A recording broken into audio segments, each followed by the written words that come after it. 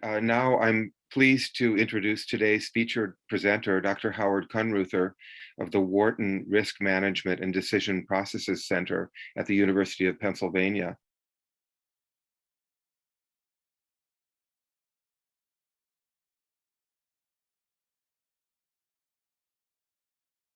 There are a number of things you have to think about when you deal with the flood insurance program and interdependencies. You have to think about insurance and the maps that have to go with it. They have to be excellent maps, and sometimes, and that's what FEMA is working on now. I'll say a little bit about that later on. You have to think about floodplain management. You have to think about land use planning. You have to think about building codes, but you also have to think about affordability and what's going to happen to low-income people who can't afford a flood insurance premium that might be risk-based, which is what your premiums you'd like to have. And so all these things come together with respect to how you have to develop a program. And FEMA has been struggling with this. And how do you reduce the risk by getting people to invest in flood protection beforehand? How do you manage it? How do you insure it? And how do you deal with these issues? So these are the issues with the program. What Bob Meyer and I were proposing, and we've been trying to implement this with FEMA and with other agencies, is a behavioral risk audit, saying at a policy incubator, the idea of implementing policies. And the idea basically is a very simple one. It's a simple one to say, we are not going to change our biases. We live with these biases. Let's try to address them in a way that we can get to more deliberative thinking.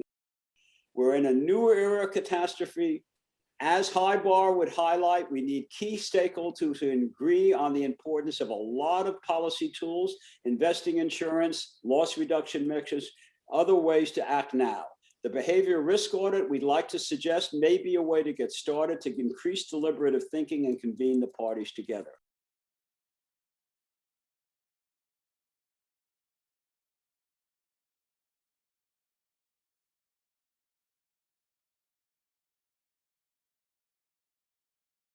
I think the most important thing is to find out what is of great concern to the partner. What are they interested in studying? And I think we have found that with all the insurers, they are particularly interested in studying ways to not only reduce the risk through insurance, but for example, through community actions like well-enforced building codes as an example, and the Institute for Business, Home and Safety is another agency. So find out what they're interested in, listen to them and learn. And then the second thing would be to try to figure out how what they're interested in deals with the kind of research that you are interested in, so you can begin to try to pull these two together and then try to bring them together.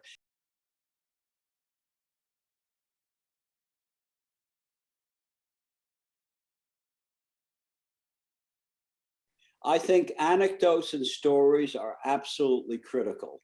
And I think you need data to back up the stories so that you don't say that this is just another example, but stories make the, I will tell you just the history of our book, The Ostrich Paradox. Bob Meyer is the first author of that book, my colleague, co-director of the Risk Center, because in that book, he has an enormous numbers of wonderful stories that are part of that book that highlight that. And Bob and I have worked together for years, but the idea of using stories and whatnot, I will give Bob Meyer a lot of credit for helping me to be part of the notion of doing that. So I think stories do two things. First of all, they highlight a point that everyone can identify with. And secondly, they also lead into more generalizations from those stories to a variety of other things that one can actually then utilize from the basis of data. And that's why the notion of a story of people not paying attention to a 1 in 100-year event, but paying attention to a 1 in 4 would be an example of a story that one could tell.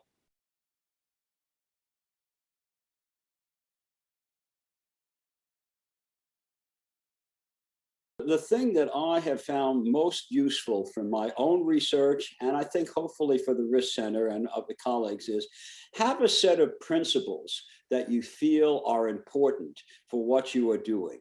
And look at those principles and whatnot in guiding one's own research. I put 3 principles down for some of the research you're dealing with. And also the notion of trying to have a broad framework for what it is that you're doing, so that you say, this is a particular project, but it fits into a broader set of ideas that hopefully will impend. And I will say that the pandemic has changed my life in a way that I was totally unexpected. And Paul Slovic, your dad, and I wrote a paper together coming out of the pandemic on how it could benefit climate change, because it has forced us to all think about the world in a different way.